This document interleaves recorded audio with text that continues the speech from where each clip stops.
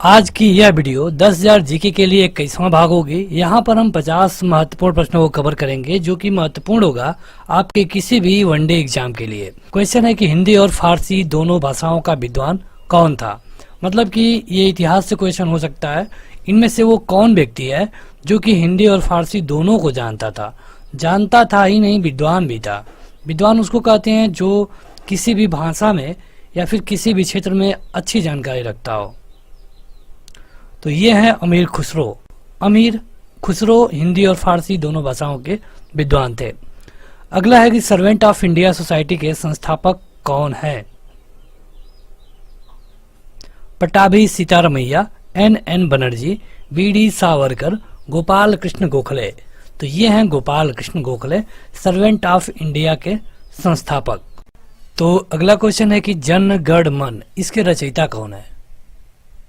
बंकिम चंद्र चटर्जी, अरविंद घोष, रविंद्रनाथ टैगोर, सरोजनी नायडू। देखिए, जनगण मन हमारा राष्ट्रीय गीत है और ये रविंद्रनाथ टैगोर के द्वारा इसकी रचना की गई थी। रविंद्रनाथ टैगोर को भारत में सबसे पहले यानी कि 1913 में नोबेल पुरस्कार भी मिल चुका है और ये मिला था इनको साहित्य के लिए, गीतांजलि की रचना पर। अगला है कि नरम दल और गरम दल के रूप में भारतीय राष्ट्रीय कांग्रेस का विभाजन किस अधिवेशन में हुआ। तो देखिए, इसको हम जानते हैं सूरत स्प्लिट के नाम से। स्प्लिट के नाम से मतलब कि सूरत विभाजन के नाम से जानते हैं। ये हुआ था 1907 में, हुआ था कहाँ पे, सूरत में। कहाँ पे फिर ये लोग जुड़ गए, तो ये लोग जुड़े 1916 में लखनऊ में। तो ये दोनों आपको याद रखना होगा। लखनऊ में जुड़ गए, 1907 में अलग हो गए। इससे पहले 1905 में बंगाल विभाजन भी हुआ था। अगला है कि वैनसांग किसके शासनकाल में भारत आया था। चंद्रगुप्त द्वितीय, सम्राट हर्षवर्धन, चंद्रगुप्त मौर्य और चंद्रगुप्त प्रथम। तो आप आसानी से याद रख सकते हैं, वैनसांग मतलब कि हर्षवर्धन। वैनसांग हर्षवर्धन के टाइम पीरियड पे भारत आया था। अगला है कि भारत में अंग्रेजों की सर्वश्रेष्ठता किस युद्ध में स्थापित हो गई। मतलब कि जब अंग्रेज 1613 में यहाँ पे अपनी पहली कंपनी लगाए, ये 1600 में आ चुके थे लेकिन 1613 में जब इन्होंने पहली कंपनी लगाई तो ये लोग केवल एक व्यापारी थे। इनका काम था जो इंग्लैंड का सामान था उसको यहाँ पे बेचना। लेकिन धीरे धीरे एक एक करके ये युद्ध जीतते गए। आपको बताना है कि इनमें से कौन सा युद्ध जीतने के बाद अंग्रेज यहाँ पे राजा बन के उभरे। ये था प्लासी का युद्ध। अगला है कि गुलाम वंश का संस्थापक कौन था। अगर आप मध्यकालीन इतिहास पढ़ना शुरू करते हैं तो यहीं से शुरू किया जाता है मध्यकालीन इतिहास को।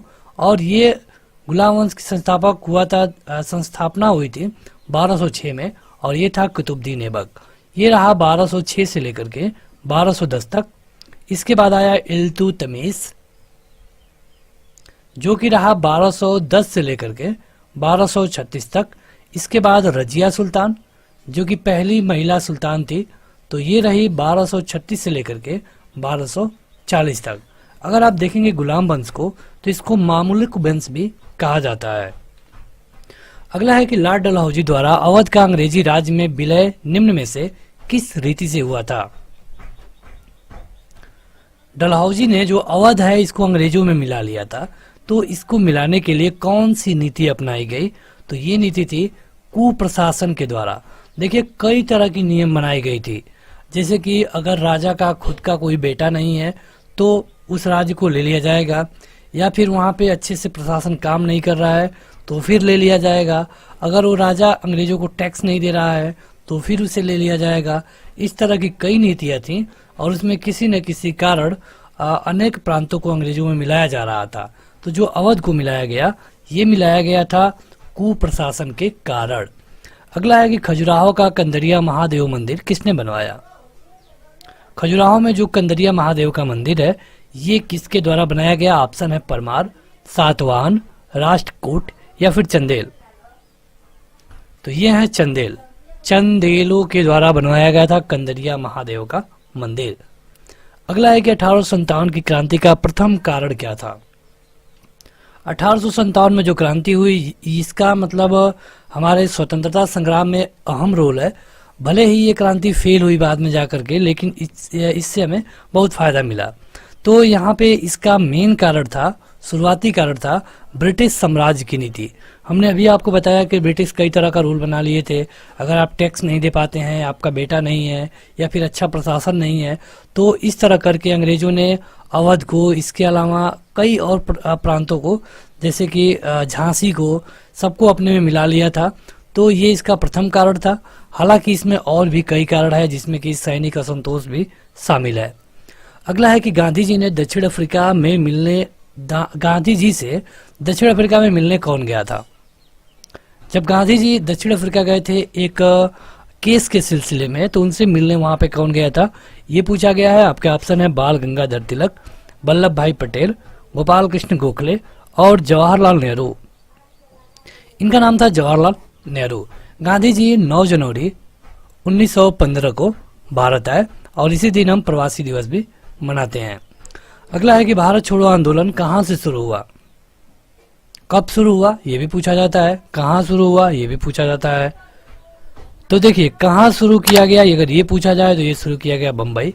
बम्बई में एक अगस्त मैदान भी है। 9 अगस्त 1942 को इसकी शुरुआत हुई।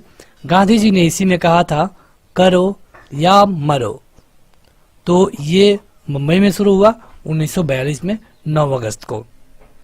अगला है कि 1928 ईस्वी में साइमन कमीशन भारत के किस उद्देश्य से आया था। 1928 में साइमन कमीशन भारत आया था, ये सबको पता है, लेकिन उसका काम क्या था, उसका एम क्या था। हालांकि साइमन कमीशन का जोरदार विरोध हुआ और इसी विरोध में लाला लाजपत राय की मृत्यु हो जाती है पुलिस लाठीचार्ज में। तो यहाँ पे साइमन कमीशन के भारत आने के मुख्य रूप से 2 कारण थे, लेकिन अगर आप इन विकल्पों पे गौर करेंगे तो आपका पहला वाला ऑप्शन सही है, प्रशासनिक सुधार पर विचार करने हेतु। अगर आपको आसान भाषा में बताएं तो देखिए, 1909 मार्ले मिंटो रिफॉर्म और 1919 मॉन्टेगू चेम्सफोर्ड रिफॉर्म, ये 2 रिफॉर्म लगाए गए थे यहाँ पे। इन्हीं को रीड करने के लिए, मतलब इनको पढ़ने के लिए कि जब अंग्रेजों ने यहाँ पे इस रूल को लगाया है तो उससे क्या फ़ायदा है, क्या नुकसान है, क्या इसको लंबे समय तक रखना ठीक है नहीं है, तो इसी को पढ़ने के लिए साइमन कमीशन भारत आया था। साइमन कमीशन भारत तो आया, लेकिन इसका विरोध क्यों हुआ, तो विरोध होने का बस एक ही कारण था कि इसमें कोई भी इंडियन व्यक्ति नहीं था। तो जब साइमन कमीशन भारत आया और अपनी रिपोर्ट लगाया तो उसने जो 1919 में रूल लगाया गया था इसको हटा दिया और कई तरह के और भी सुधार करने को कहा, जो कि 1935 में जिनको जोड़ लिया गया। अगला है कि किस राज्य में सड़कों की लंबाई सबसे अधिक है। कहने का मतलब है कि कहाँ पे सबसे अधिक सड़कें हैं, तो ये है महाराष्ट्र, जिसकी कैपिटल है मुंबई और जिसको हम आर्थिक राजधानी भी बोलते हैं। भारत की आर्थिक राजधानी कहाँ है, मुंबई है। अगला है कि मालवा, गुजरात एवं महाराष्ट्र को किस शासक ने पहली बार जीता।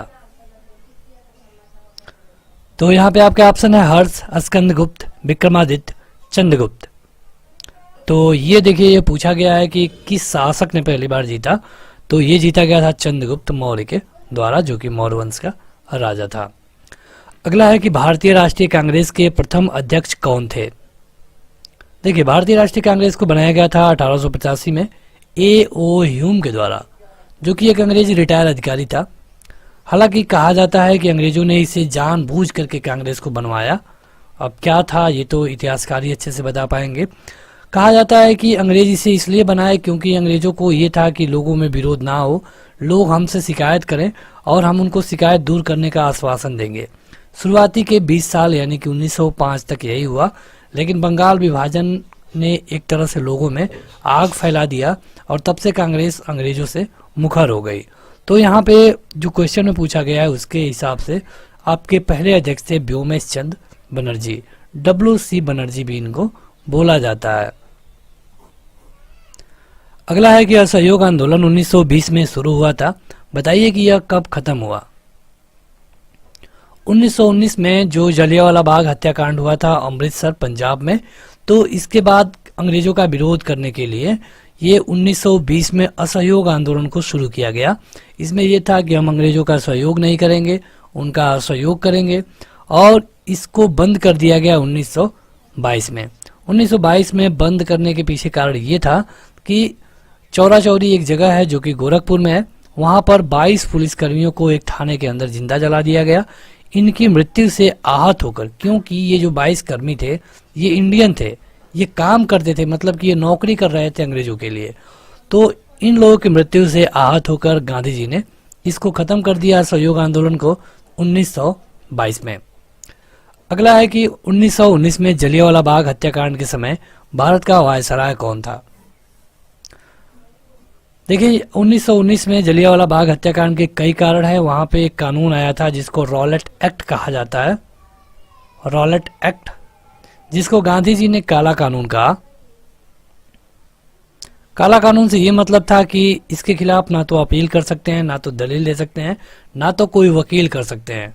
अगर पुलिस चाहे तो किसी भी व्यक्ति को 3 महीने तक बिना जज के सामने पेश किए हुए जेल में रख सकती थी। तो आज के समय में आप देखेंगे कि जब भी कोई पुलिस किसी भी व्यक्ति को गिरफ्तार करता है तो 24 घंटे के अंदर, जिसमें छुट्टी का दिन भी, रविवार का दिन भी शामिल होता है, 24 घंटे के अंदर अंदर उनको मजिस्ट्रेट के सामने पेश करना होता है। मजिस्ट्रेट चाहे तो जमानत दे दे, चाहे तो आगे बढ़ा दे केस को, लेकिन उस समय ऐसा नहीं था। रॉलेट एक्ट में कहा गया था ना अपील, ना दलील, ना वकील। तो इस समय आपको बताना है कि जलियांवाला बाग हत्याकांड हुआ, लोग इसी काला कानून का विरोध करने के लिए उस जलियांवाला बाग में इकट्ठा हुए थे और जनरल डायर ने निहत्थे लोगों पे गोलियां चलवा दी, जहां पे लगभग 1000 से अधिक लोगों की मृत्यु हो गई। तो आपको बताना है कि उस समय वायसराय कौन था, तो ये था लॉर्ड चैम्सफोर्ड। लॉर्ड चैम्सफोर्ड 1919 का जो एक्ट आया इसको हम मॉन्टेगू चैम्सफोर्ड रिफॉर्म भी कहते हैं। Montagu Chelmsford reform. चैम्सफोर्ड तो आपने देख लिया, भारत के गवर्नर जनरल थे। मॉन्टेगू कौन थे, तो मॉन्टेगू मंत्री थे भारत के लिए ब्रिटेन की संसद में। अगला है कि शिवाजी की राजधानी कहां पर थी। शिवाजी की, क्या रायगढ़, सतारा, पुरंदर या फिर तंजौर। तो शिवाजी की राजधानी थी रायगढ़ में। अगला क्वेश्चन है कि चैतन्य महाप्रभु किस संप्रदाय से संबंधित हैं। चैतन्य महाप्रभु के बारे में आपने कहानियां जरूर पढ़ी होंगी, 5-6 में कहानी भी है। तो आपको बताना है कि इनका संप्रदाय कौन था, तो इनका संप्रदाय था वैष्णव। अगला है कि निम्न में से किस शासक ने द्वितीय बौद्ध सभा का आयोजन किया।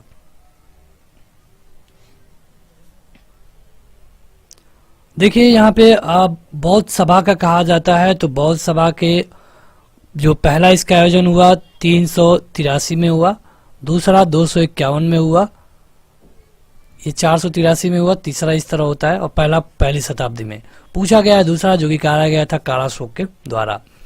अगला है कि बाबर की इब्राहिम लोदी पर विजय का कारण क्या था। जैसे कि जब बाबर भारत आया तो लगातार उसने 4 युद्ध जीते, पानीपत, खानवा, चंदेरी, और इस तरह 4 युद्ध जीता 1526, 27, 28 और 29 में।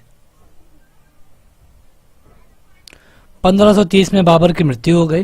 तो इसमें आपको कारण बताना था, तो ये था तोपखाना, क्योंकि बाबर अपने साथ तोप लेके आया था और तोप में बारूद का यूज होता था।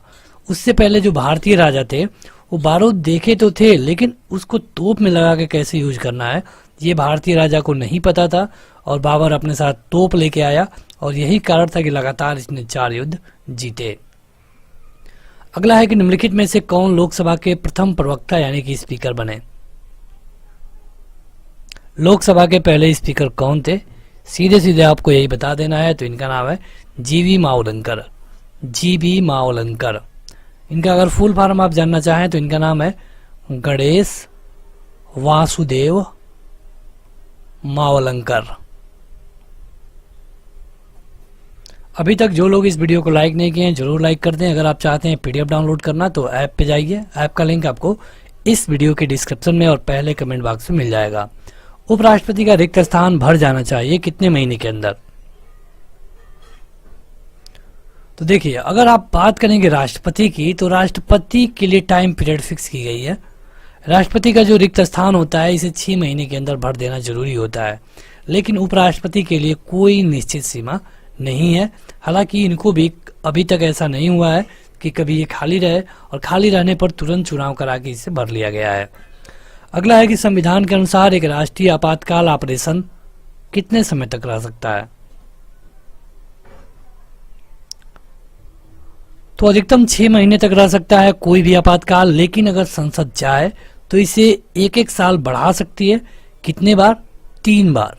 3 बार एक एक साल बढ़ा सकती है पार्लियामेंट। अगला है कि भारत के प्रथम चुनाव आयुक्त कौन थे? पहला चुनाव 1951 में शुरू हुआ, 1952 में खत्म हुआ, लंबा चला था। तो यहाँ पे आपको बताना है कि पहले चुनाव आयुक्त कौन थे। उस समय एक ही व्यक्ति चुनाव आयुक्त हुआ करता था। हालांकि अगर हम आज की बात देखें यानी कि 2020 की, तो यहाँ पे 3 व्यक्ति होते हैं, जिसमें एक हेड होता है और 2 लोग उनके नीचे काम करते हैं। इनका नाम था सुकुमार सेन। अगला है, किसी भी विधि के लिए सर्वोच्च न्यायालय का परामर्श मांगने का अधिकार किसका है? मतलब कोई भी कानून है या किसी पर कानून बनाना है तो कौन है जो कि सुप्रीम कोर्ट से भी परामर्श मांग सकता है?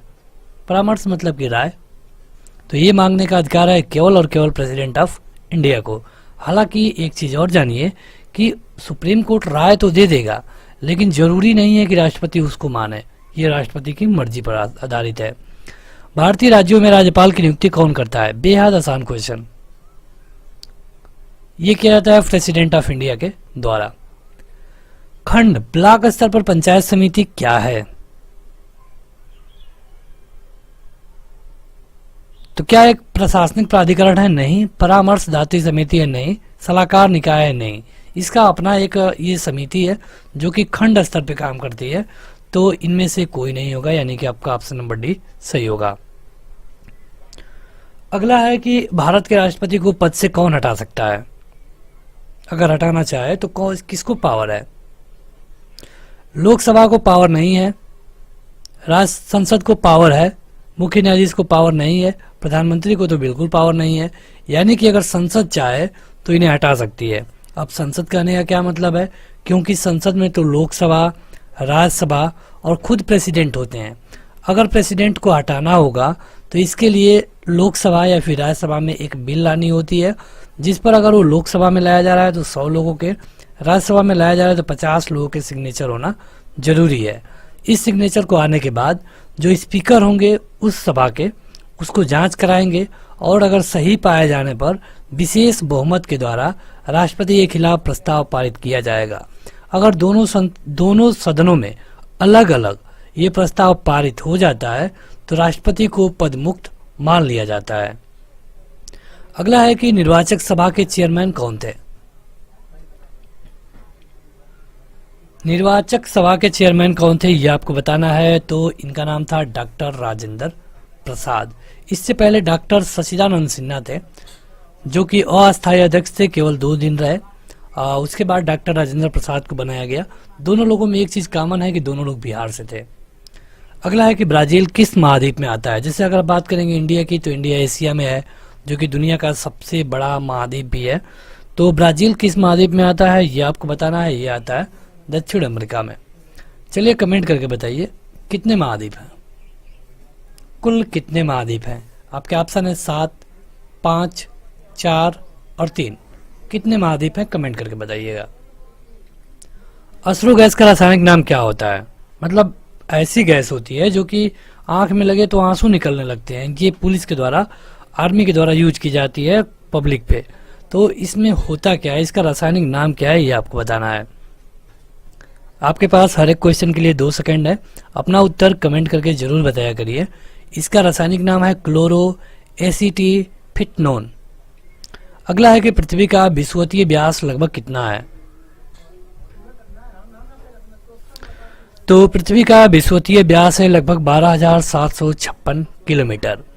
अगला है कि लाफिंग गैस की खोज किसने की थी?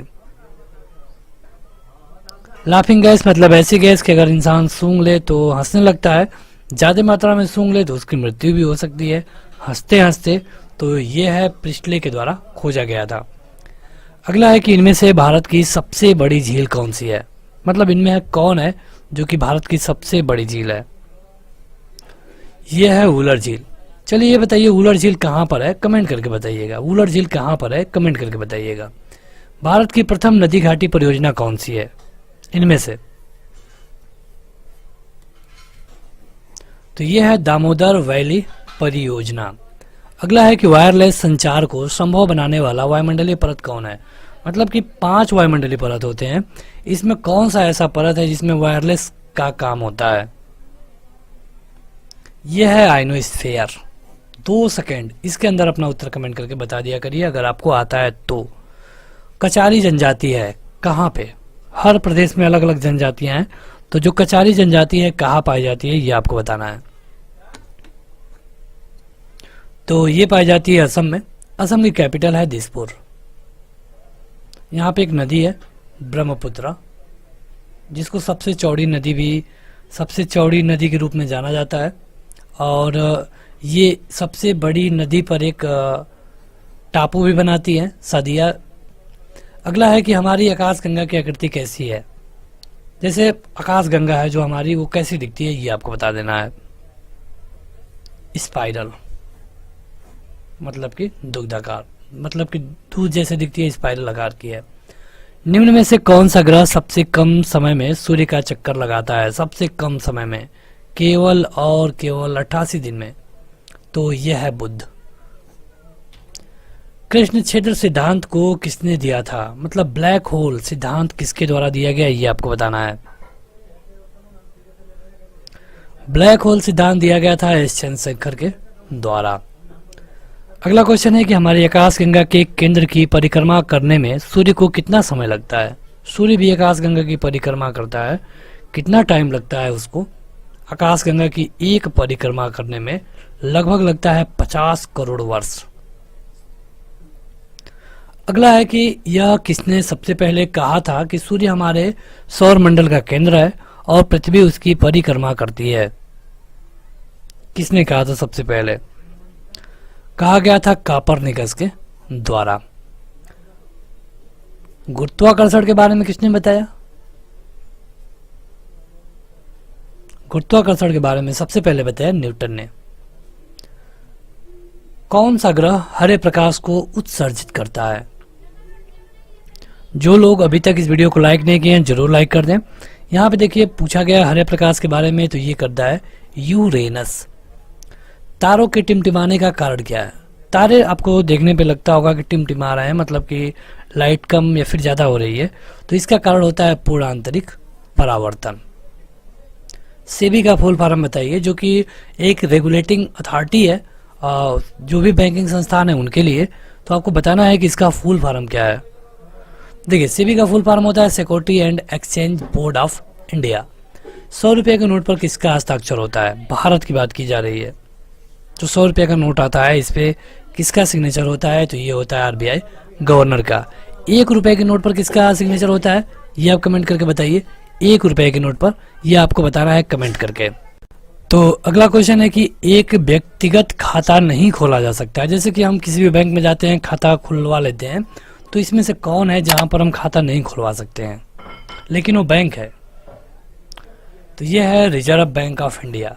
ये बैंकों का बैंक है, इसमें लेकिन खाता नहीं खुलता है। अर्थव्यवस्था पर घाटे की वित्त व्यवस्था पर क्या प्रभाव पड़ता है? यहाँ पे आपको 3 ही विकल्प मिलेगा। अगर अर्थव्यवस्था में घाटा हो रहा है तो वित्त व्यवस्था पे जो प्रभाव पड़ेगा ये होगा कि अर्थव्यवस्था में मंदी आ जाएगी। तो बस आज के इस वीडियो में इतना ही। वीडियो को लाइक करने के साथ इस ऐप को जरूर डाउनलोड करें। Thank you.